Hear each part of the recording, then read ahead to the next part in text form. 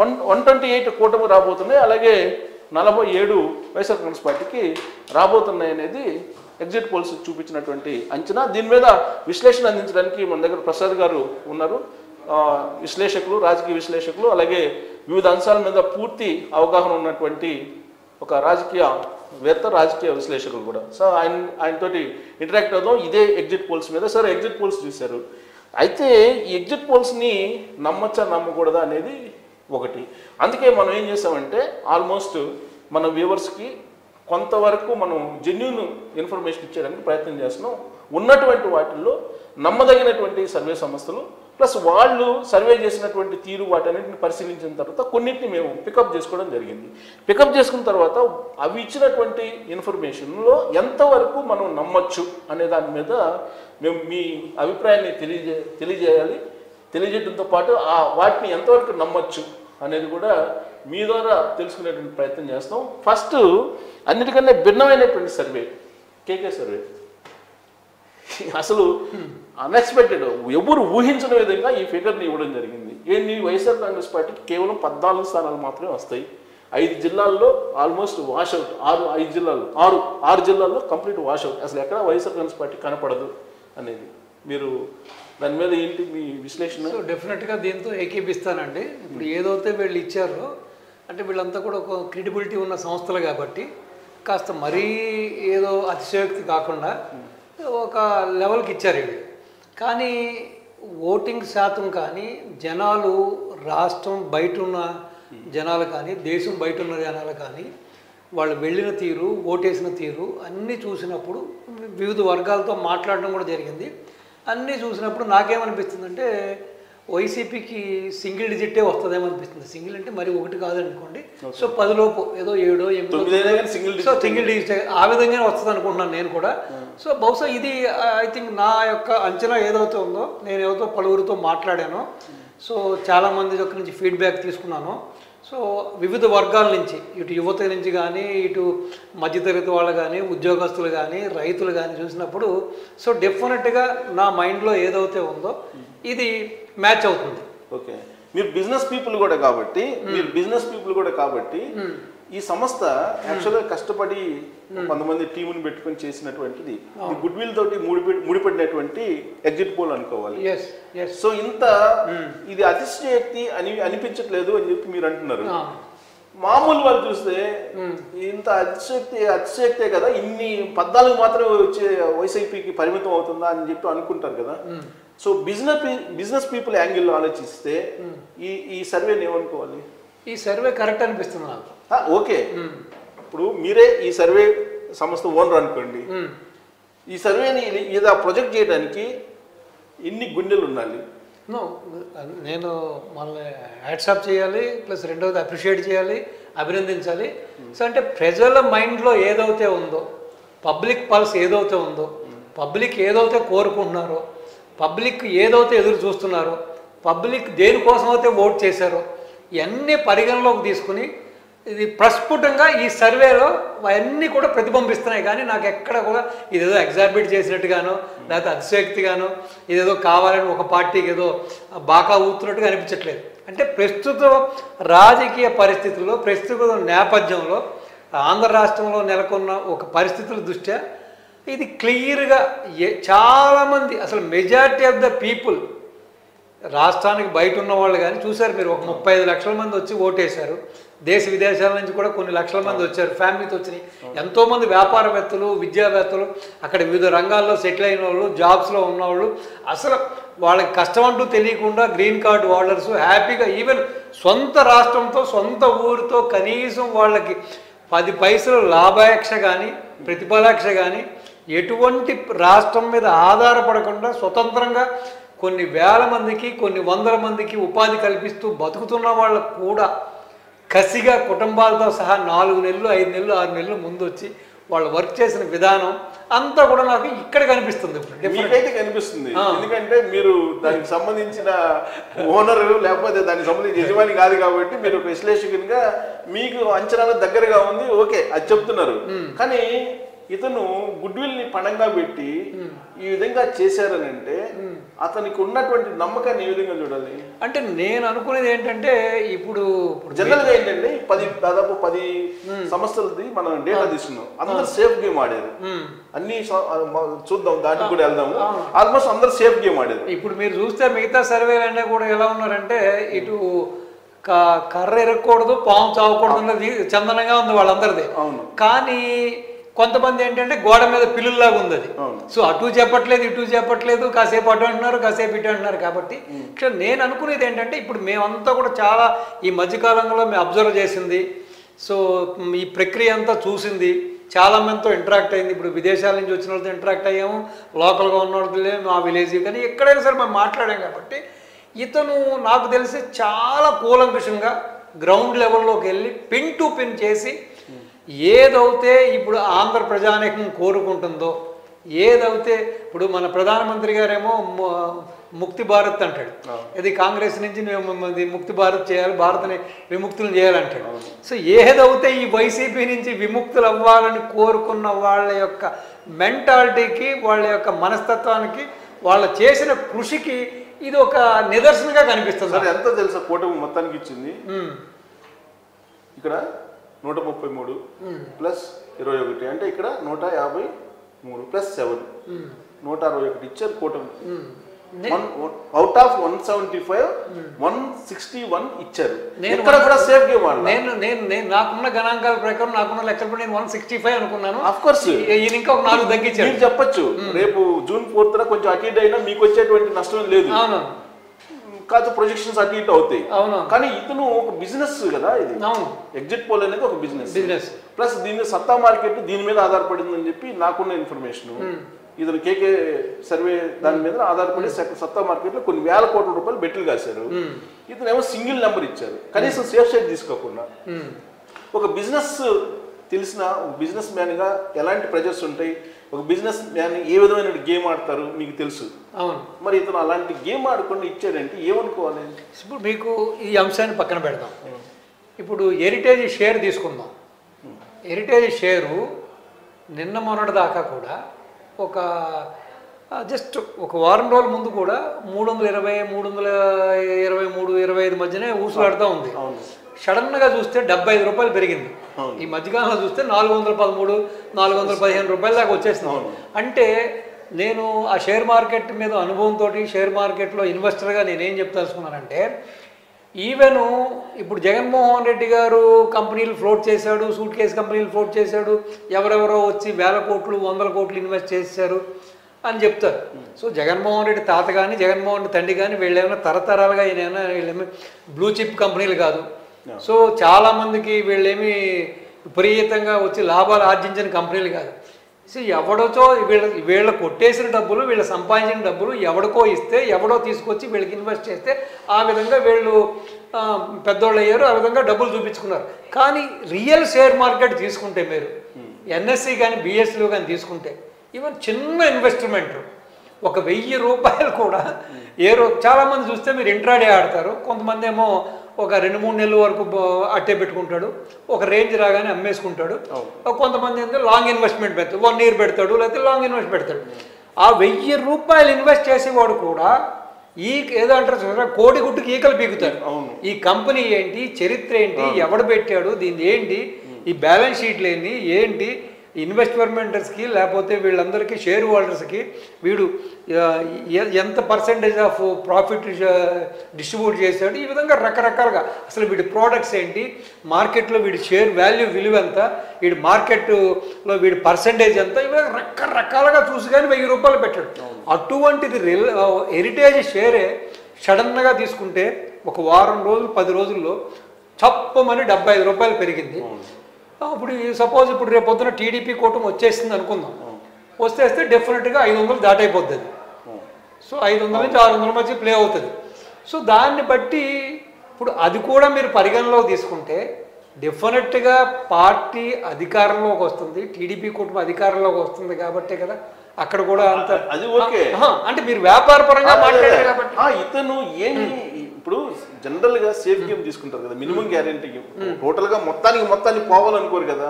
ఇప్పుడు ఇతనికి ఉన్న గుడ్ విల్ ఏంటి, 2019 ఎన్నికల్లో 150 పైగా వైఎస్ఆర్ కాంగ్రెస్ పార్టీకి వస్తాయని చెప్పారు. దీంతో అతని గ్రాఫ్ పెరిగిపోయింది, అమాంతం పెరిగిపోయింది.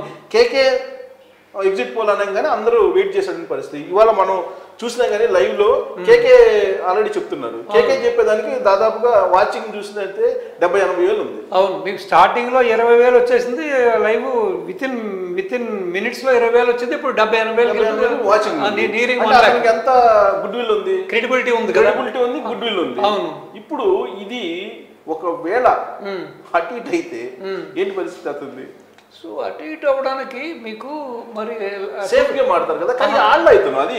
అంటే ఒకటండి, తన మీద తన సర్వే మీద, లేకపోతే ఈ ప్రజాభిప్రాయ సేకరణలో తన తీసుకున్న శాంపుల్స్ కానీ, సో అతనికి ఎంత అథెంటిక్గా, ఎంత పక్కాగా తన మీద తనకు నమ్మకం లేకపోతే ఇలా ఇస్తాడు. ఇప్పుడు మరి 2019లో 151 అన్నప్పుడు 151 వచ్చింది కదా, అసలు ఎవరు ఇతను ఏదో చెప్తున్నాడు, ఏదో చెబుతున్నా అనుకున్నారు, బట్ నిజమైంది కదా. సో ఆ రోజునే అతను చెప్పింది అక్షర సత్యమైంది కదా. మరి ఈ రోజు కూడా ఎందుకు అవుతుంది అనుకుంటారు మీరు? ఎందుకు మీకు అనుమానాలు వస్తాయి? మీకు వేసినట్టు క్వశ్చన్ నేను అతనికి కూడా 4 రోజుల క్రితం నేను ఇంటర్వ్యూ చేసినప్పుడు, how dare you play the game like this అని చెప్పి అడిగా. అంటే సింగిల్ ఇవ్వాలనుకుంటున్నాను, జస్ట్ ఒక 17 స్థానాల్లో నాకు క్లారిటీ రావట్లేదు, అది కూడా ఫైనల్ చేసేసి నేను జూన్ 1వ తారీఖున 6:30 కల్లా ప్రొజెక్ట్ చేస్తాను, ప్రజల ముందు ఉంచుతా అని చెప్పి నాకు చెప్పారు ఇంటర్వ్యూ రోజు. ఎందుకు అంత డేంజర్ గేమ్ ఆడతారా అని అన్నా. లేదు నేను ఇది ఒక ఛాలెంజింగ్ తీసుకుంటున్నాను అని చెప్పేసి అన్నారు. అసలు ఎందుకు ఛాలెంజింగ్ తీసుకుంటున్నావు, నీకు నమ్మకం ఏంటి అని అడిగాను. అప్పుడు నాకు చెప్పారు, సర్వే ఏ మెథడ్లో చేశారు మీరు, ఎందుకు మీరు అంత నమ్ముతున్నారు అన్నప్పుడు నాకు చెప్పినటువంటి సమాధానం ఏంటంటే, అందరూ క్యాస్ట్ వైజు లేకపోతే మతాల వైజు ఇలా చెప్తుంటారు, బట్ చేసినటువంటి సర్వే ఎమోషన్స్ మీద చేశాను అని చెప్పారు. అది వర్కౌట్ అవుతుందా? 100%. యాక్చువల్గా ఎమోషన్ క్రియేట్ అయ్యింది కాబట్టి రాష్ట్రాన్ని కాపాడుకోవాలి, రాష్ట్ర ప్రజలను కాపాడుకోవాలి, రాష్ట్ర సంపదను కాపాడుకోవాలి అనే ఒక ఎమోషన్ మీకు తారస్థాయికి వెళ్ళింది కాబట్టి ఎప్పుడు కూడా అరే ఏదో చుట్టం చూపుగా వచ్చి పోయేవాళ్ళు కూడా, ఎన్ఆర్ఐస్ కూడా, వాళ్ళకి అసలు ఇక్కడ సంబంధం లేదు, అంతా గ్రీన్ కార్డ్ హోల్డర్స్. అసలు ఎప్పుడో దేశాన్ని వదిలేశారు, వాళ్ళ వాళ్ళు బతుకుతున్నారు, అక్కడే ఒక పెద్ద సామ్రాజ్యాలు నిర్మించుకున్న వాళ్ళు కూడా నెలల తరబడి ఇక్కడికి వచ్చి ఆ గ్రౌండ్ లెవెల్లో వాళ్ళు చేసిన వర్క్ కానీ, ప్లస్ పక్క రాష్ట్రాల నుంచి వచ్చిన వాళ్ళు కానీ, దేశవ్యాప్తంగా వచ్చిన వాళ్ళు చూస్తే అక్కడ ఒక కసి పెరిగింది. ఇవన్నీ కూడా కాకుండా ఏదైతే ఇతను ల్యాండ్ టైటిలింగ్ యాక్ట్ తీసుకొచ్చాడో జగన్మోహన్ రెడ్డి గారు, అది లాస్ట్ 2 వీక్స్లో అది ఇచ్చిన ఇంపాక్ట్, అది ఇచ్చిన మీకు ఒక ప్యానిక్ సిచ్యువేషన్. అంటే ఒక పామరుడు కనీసం వేలు ముద్ర వేసి పెద్దగా ఇటు ప్రింట్ మీడియా కానీ, ప్రతిరోజు ఇటు ఎలక్ట్రానిక్ మీడియాలో కూడా పెద్దగా తనకు అవగాహన లేని వ్యక్తులు కూడా ఇదేదో వాడి బొమ్మ వేసుకుంటున్నాడంట, ఏదో జిరాక్స్లు ఇస్తాడంట, ఒరిజినల్ వాడి దగ్గర ఉంటుందంట, ఓరయ్యో రేపొద్దున మన ఇల్లు ఏమవుతుంది, మన పొలం ఏమవుతుంది అని.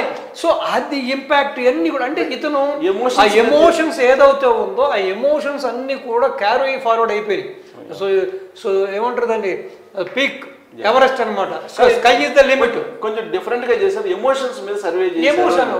ఎమోషన్ అంతే కదా. మిగతా వాళ్ళు ఏంటంటే, మిగతా వాళ్ళు ఒక జనరల్ గా ఒక మెథడ్ ఉంటుంది కాబట్టి క్యాస్ట్ వైజ్, లేదంటే రీజన్ వైజ్, లేదంటే రిలీజియన్ వైజ్ ఇలా చేస్తూ ఉంటారు. బట్ ఏదైనా డిఫరెంట్ గా చేశారు, ఒక ప్రొజెక్షన్ అయితే ఇచ్చారు. మీకైతే అతిశయోక్తిగా అనిపించింది? అతిశయోక్తి లేదు. ఈవెన్ నా ఫిగర్ అయితే నేను చెబుతున్నాను కదా, 165 4 యాడ్ చేశారు.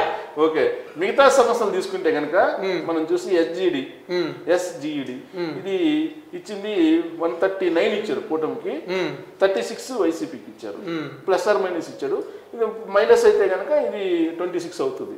కొంచెం దగ్గరగా ఉన్నట్టుంది. కొంచెం దగ్గరగా ఉంది మీరు చెప్పినట్టుగా. బహుశా ఈయన కూడా బాగానే సర్వే చేశారు. సో మరి ఆ పీక్ ఎమోషన్స్ ఏదైతే ఉన్నాయో ఎమోషన్ టచ్ చేసి ఉండరు ఈయన. సో కేకే గారి లాగా వీరు ఆ ఎమోషన్స్ వరకు వెళ్ళి ఉండరు ఈయన. సో ఓవరాల్గా ఆ పోలింగ్ సర్లీ, ఆ పర్సంటేజ్ ఆఫ్ సర్లీ, ఆ రోజున ఈ జనాల టర్న్అవుట్ కానీ, ఆ నైట్ 12-1 గంట వరకు కూడా వెయిట్ చేయడం, ఉదయం 6-7 మొత్తం క్యూలో బారులుగా నిలబడి ఓటింగ్ వేసిన సర్లీ అన్ని చూసుంటాడు కాబట్టి ఆల్మోస్ట్ సిమిలర్గా. సో దానికి దరిదాపుల్లో ఉన్నాడు ఈయన. ఓకే, ఈ రెండు కొంచెం ప్యారలల్ గా ఉన్నాయి. బట్ ఇంకో డిఫరెంట్ మీకు చూపిస్తాను. డిఫరెంట్ చూపిస్తే కొంచెం ఇప్పుడు ఇక్కడ చూడండి, పీపుల్స్ పల్స్ ఈ జర్నలిస్టులు నాకు ఆల్మోస్ట్ ఒకప్పుడు కొంచెం కొలీగ్స్గా ఉండేవాళ్ళు, గ్రూప్ ఆఫ్ జర్నలిస్టులు కలిసి చేసిన వాళ్ళు, ప్లస్ రాజశేఖర రెడ్డితో కొంచెం ట్రావెల్ అయ్యారు అప్పట్లో, తర్వాత డిటాచ్ అయ్యారు. జగన్మోహన్ రెడ్డితో మింగిల్ కాలేక వీళ్ళేదో సర్వే సంస్థ పెట్టుకొని చేసుకున్నారు. వాళ్ళ దాని ప్రకారం అంటే జర్నలిస్టులు అంటే కొంచెం ఎంతో కొంత సమాజం, తర్వాత ఎమోషన్స్, తర్వాత అన్ని కులాలు మతాలు ఎలా ఉంటాయి ఇవన్నీ కూడా కొంచెం సమప్ చేసి చూస్తారు. కాబట్టి వాళ్ళు ఇచ్చిన ప్రొజెక్షన్స్ అయితే వైఎస్ఆర్ కాంగ్రెస్ పార్టీ 45 నుంచి 60 ఇచ్చారు, తెలుగుదేశం పార్టీ 95 నుంచి 110 ఇచ్చారు, జనసేన పార్టీకి 14 నుంచి 20 ఇచ్చారు, బీజేపీకి 2 నుంచి 5 ఇచ్చారు. అదే అంటే ఇప్పుడు వీళ్ళు ఈ మధ్య కాలంలో కొత్తగా స్టార్ట్ చేసిందంటే ఇది చాలా కాలం లేదు. లాస్ట్ ఎలక్షన్స్ కూడా ఆల్మోస్ట్ మొన్న తెలంగాణ ఎలక్షన్స్ కూడా ఎగ్జాక్ట్ గానే ప్రొజెక్ట్ చేశారు. 2019 కూడా కరెక్ట్ గానే ప్రొజెక్ట్ చేశారు. వీళ్ళు మాక్సిమం ఎంత ఇస్తున్నారంటే ఓన్లీ తెలుగుదేశానికి ఇచ్చారు 110 హైయెస్ట్, జనసేన పార్టీకి హైయెస్ట్ 20 ఇచ్చారు. సో మొత్తం మీద 135 ఇచ్చారు. కొంచెం మీరు చెప్పినట్టు ఇందాక మీరు చెప్పినట్టు కొంచెం సేఫ్ జోన్ లో ఉంటూ సేఫ్ గేమ్ ఇది తెలుసు కానీ సేఫ్ గేమ్ ఈ ప్రొజెక్షన్స్ తెలుసు, బట్ సేఫ్ గేమ్ ఆడారు. ఎందుకంటే ఇప్పుడు జర్నలిస్టులు కాబట్టి కాస్త సేఫ్ గేమ్ లో ఉన్నారు. మీరు చెప్పారు కదా ఆల్రెడీ లాస్ట్ టైం కూడా రాజశేఖర రెడ్డి గారితో కొంతమంది వీళ్ళలో ఉన్న కొంతమంది 2014 లో ఉన్నారు కాబట్టి అట్లీస్ట్ ఎక్కడెక్కడో కొన్ని లింక్స్ ఉంటాయి, కాస్త కోస్త స్నేహాలు ఉంటాయి కాబట్టి సో మరి వాసన నుంచి బయటకు వచ్చి పెట్టినట్టున్నారు. మరి అదే మరి మనోభావాలు దెబ్బతినకుండా సేఫ్ గేమ్ అదే. ఇంకొక విభిన్నమైనది ఏంటంటే ఇక్కడ ప్రిజం ఇది అలయన్స్ కి 110 ఇచ్చారండి, ప్లస్ ఆర్ మైనస్ కూడా ఇచ్చారు. మళ్ళీ అంటే ఒక 5 కూడా తగ్గొచ్చు, పెరగొచ్చు తగ్గొచ్చు, 105 ఇచ్చారు. సో వీళ్ళు ఇదే కోవ కింద వస్తారులేండి, వీళ్ళు కూడా సేఫ్ గేమే, మరీ ఎక్కువ సేఫ్ గేమ్ మరి సెక్యూర్డ్ సేఫ్ గేమ్ అంటారు. సో ఇక మిగిలినటువంటి వాటిని కూడా చూస్తే ఆల్మోస్ట్ సేఫ్ గేమ్ ఆడారు అన్ని కూడా. ఇక్కడ వీళ్ళు పల్స్ టుడే ఇతను కూడా కొంచెం సర్వేని కొంచెం గ్రౌండ్ లెవెల్లో చేస్తారు. ఇతను రాజు అని గతంలో 3 ఎలక్షన్లో సర్వేలు కరెక్ట్ అయ్యాయి, ఎగ్జిట్ పోల్స్ కరెక్ట్ అయ్యాయి. 125 ఇచ్చారు, 50 వైఎస్ఆర్ కాంగ్రెస్ పార్టీకి ఇచ్చారు. సో మిగతా ఆ సర్వేని ఏమంటారు, అది కూడా సేఫ్టీ, ఇది సేఫ్టీ అండ్ సెక్యూర్ గేమ్ అండి. ఇది సేఫ్టీ సెక్యూర్ రెండు కలిసి సేఫ్ అండ్ సెక్యూర్. ఓకే, ఇక్కడ లక్నోకి సంబంధించినటువంటి ఒక ఎగ్జిట్ పోల్ ఇది expected MLA seats party wise alliance కి వచ్చేసి 108 to 126 ఇచ్చారు. ఆల్మోస్ట్ అదే. ఇంకొక భిన్నమైంది చెప్తాను మీకు. ఇప్పటి వరకు ఒక సేఫ్ గేమ్ చూసాము, మళ్ళా వాళ్ళేమో డేర్ గేమ్ చూసాము, సేఫ్ గేమ్ చూసాము. ఇక్కడ మనకి విభిన్నమైన గేమ్ కనిపిస్తుంది. ఇక్కడ ఇదేంటంటే సర్వే ఫ్యాక్టరీ, పేరు సర్వే ఫ్యాక్టరీ అండి. అలయన్స్ కి వచ్చేసి 101 ఇచ్చారండి, ప్లస్ ఆర్ మైనస్ 10 ఇచ్చారు. అంటే ఒక 10 తగ్గినా కానీ 91కి వచ్చేస్తుంది. అది అవును, ఏంటి అసలు నమ్మ సెక్కింగ్ ఉందా క్వైట్. ఇప్పుడు కేకే సర్వే చూస్తే నార్త్ సౌత్ పోల్స్ లాగా కనిపిస్తుంది. అవును, ఇది చాలా విభిన్నంగా ఉంది. సో బహుశా మీరు చెప్పినట్టుగాను వీరికి ఇటు అటు కూడా సన్నిహితులు ఉండొచ్చు. అంటే సర్వే కాదంటారు, ఇది ఎగ్జిట్ పోల్స్ కావంటారా? ఇది ఎగ్జిట్ పోల్లో లేదు ఇది. సో ఆల్మోస్ట్ ఏంటంటే ఇటు మిమ్మల్ని ఒప్పించగా నన్ను కూడా నొప్పించగా సో చెప్పినట్టుగా ఉంది ఇది. ఇక్కడ చాణిక్య స్ట్రాటజీస్ ఇది ఆల్మోస్ట్ 114 to 125 ఇచ్చారు కోటలకి. అదే వీళ్ళంతా కూడా ఇంక అంతే చెప్పుకోవాల్సిన విశ్లేషణ చేసుకోవాల్సిన అవసరం లేదు, సేఫ్ గేమ్ లో ఉన్నారు అంతే. అవును, ఇతనేమో మొహమాట పోయినట్టున్నాడు ఈయన. Okay, so dare game, safe game. సరే వీళ్ళు ఏ గేమ్ ఆడినా కానీ ఎగ్జిట్ పోల్స్ ఆడినా కానీ ఇదేదో రియల్ పోల్స్ లాగా చాలా మంది ఫీల్ అవుతుంటారు. మీరు ఫీల్ కావద్దని చెప్పేసి ప్రముఖ పత్రికలో ఇవాళ ఉదయం ప్రొజెక్ట్ చేశారు. ఏం చేశారంటే 2014 ఇచ్చి కరెక్ట్ కాలేదు, 2019 ఇచ్చి కరెక్ట్ కాలేదు, కాబట్టి మీరు ఎగ్జిట్ పోల్స్ నమ్మాల్సిన అవసరం లేదని చెప్పి వాళ్ళు ప్రొజెక్షన్ చేసి ఇవాళ ఉదయాన్నే ఇచ్చారు. ఎందుకంటే ఎగ్జిట్ పోల్స్ చూసి చాలా మందికి ఇబ్బంది పడతారేమో, ఆల్రెడీ కొంతమంది మీరు చెప్పిన నాయకులు క్యాండిడేట్లు కూడా బీపీలు పెరుగుతాయి డేటా ఇచ్చి మీరేమో ఎగ్జిట్ పోల్స్ తో ఎగ్జాగ్రేటెడ్ కావాల్సిన అవసరం లేదు, ఎగ్జైట్ కావాల్సిన అవసరం లేదు, మరి ఎగ్జైట్ అయ్యి మరి మోసం చేసుకోవద్దని చెప్పుకుంటాడు అని చెప్పి ఇచ్చారు. సో దీన్ని బట్టి ఎగ్జిట్ పోల్స్ లో మీరు ఎలా తీసుకుంటారు అంటే ఇప్పుడు ఒకటండి, గత మన దేశవ్యాప్తంగా కూడా తీసుకుంటే రాష్ట్ర వ్యాప్తంగా కూడా తీసుకుంటే మరి ఎగ్జిట్ పోల్స్ అనేది అనేది ఇంక నిర్దిష్టంగా డంకాబలంగా ఇదేని మనం చెప్పలేం. మనం చాలాసార్లు చూసాం, అవునన్నది కాదైంది, కాదన్నదేమో అవునైంది కూడా మనం చాలాసార్లు చూసాం. సో కాబట్టి ఏంటంటే బట్ ఏదైతే ఏపీలో జరిగిన సరళి, ఏపీలో జరిగిన పరిణామాలు, ఈ గత 5 ఏళ్లుగా ఆ వైసీపీ చేసిన అరాచకాలు, అక్రమాలు, దుర్మార్గాలు, సో ఈ దాష్టికాలు, ఈ విధంగా యువత చూస్తే పూర్తిగా యువతకి మెగా డిఎస్పీ చేస్తున్నారు, చేయలేదు, నిరుద్యోగులు అయ్యారు. ప్లస్ మన ఇంజనీరింగ్ కాలేజ్ ఏదైతే బాబు గారి టైంలో ఇంజనీరింగ్ కాలేజ్ పెట్టారో, సో దాని నుంచి ఆల్మోస్ట్గా తీసుకుంటే ప్రతి సంవత్సరం కూడా మీకు 2 లక్షల మంది బయటకు వస్తారు. సో 2 × 5 10 లక్షల మంది ఆల్మోస్ట్ వచ్చారు. ఈ 10 లక్షల మందిని ఎక్కడ అకామిడేట్ చేశాడు? ఎవరు? మన జగన్మోహన్ రెడ్డి గారు. ఇప్పుడు బాబు గారు ఉన్న టైంలో వస్తే కూడా మీకు ఇక్కడ ఐటీ హబ్ అంతా డెవలప్ అయింది, మరుగు అక్కడ ఉన్నారు కాబట్టి అకామిడేట్ అయ్యింది. ఇప్పుడు కియా వచ్చింది. సో మీకు ఇక్కడ రేణిగుంట సైడ్ చూసుకుంటేనేమో మొబైల్స్ కంపెనీస్ వచ్చినాయి, అటేమో మనకి శ్రీ సిటీ తీసుకుంటేనేమో చాలా వచ్చినాయి. కాబట్టి మీకు అట్లీస్ట్ వచ్చిన వాళ్ళకి ఎక్కడికక్కడ అకామిడేషన్ దొరికింది. ఇప్పుడు జరిగినటువంటి పోలింగ్ 2014 నుంచి 2019 వరకు చంద్రబాబు నాయుడు పరిపాలన చూసి ఈ ఎలక్షన్ జరిగింది అనుకుంటున్నారా, లేదంటే 2019 నుంచి ఇప్పటి వరకు జగన్మోహన్ రెడ్డి చేసిన పరిపాలన చూసి జరిగింది అనుకుంటున్నారా? అంటే డెఫినెట్గా 2 బేరీ చేసుకుంటాం కదండి.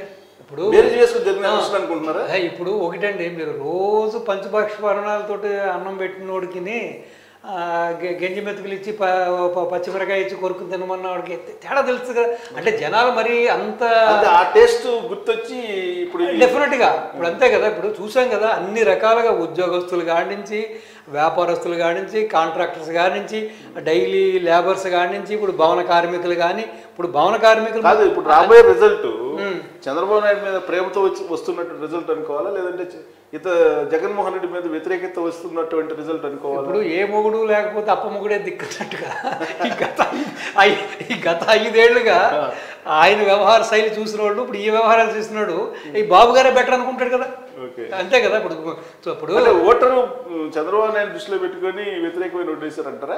అన్ని అంశాలు ఉన్నాయి ఇక్కడ, అన్ని అంశాలు ఉన్నాయి. ల్యాండ్ టైటిలింగ్ యాక్ట్ కూడా ఇక్కడ ప్రధానమైన భూమిక పోషించింది అంటాను నేను. జస్ట్ చూసుకుంటే 15 రోజులుగా 2 వీక్స్ ఆఫ్ టైంలో మీకు there is a rapid change in the mind set of AP people.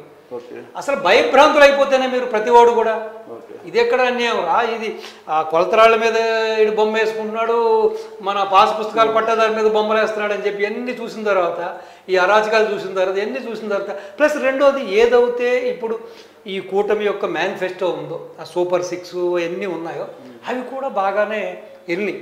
ఇప్పుడు ఆ ఫ్రీ బస్సు ప్రయాణాలు కానీ, ఆ 3 సిలిండర్లు కానీ, సో ఓవరాల్గా తీసుకుంటే ఈ ఫ్యాక్టర్స్ అన్నీ కూడా తీసుకుంటే మీకు నాకు అనుకున్న ప్రకారం ఏంటంటే మినిమం 52 నుంచి 55% టీడీపీ కూటమికి అవుతే ఆ పర్సంటేజ్ ఆఫ్ ఓట్ వచ్చింది. ఫైనల్ గా పోలో పల్స్ ఈ లైవ్ షోలో ఎగ్జిట్ పోల్స్ ని మీరు చూశారు, ఇవి ఎంతవరకు జూన్ 4వ తారీఖున రియలిస్టిక్ గా కనిపించే అవకాశం ఉంది? సో నాకు తెలిసి ఏదైతే ఇప్పుడు ప్రజల యొక్క మనసుల్లో ఏదో ఉందన్నది ఐ థింక్ కేకేఆర్ అయితే దాన్ని బాగా ప్రతిబింబించింది నాకు.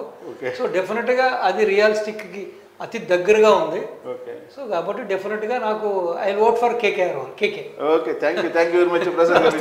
Thank you very much. So రాబోయే రోజుల్లో జూన్ 4న ఏం జరుగుతుంది అనేది చూద్దాం.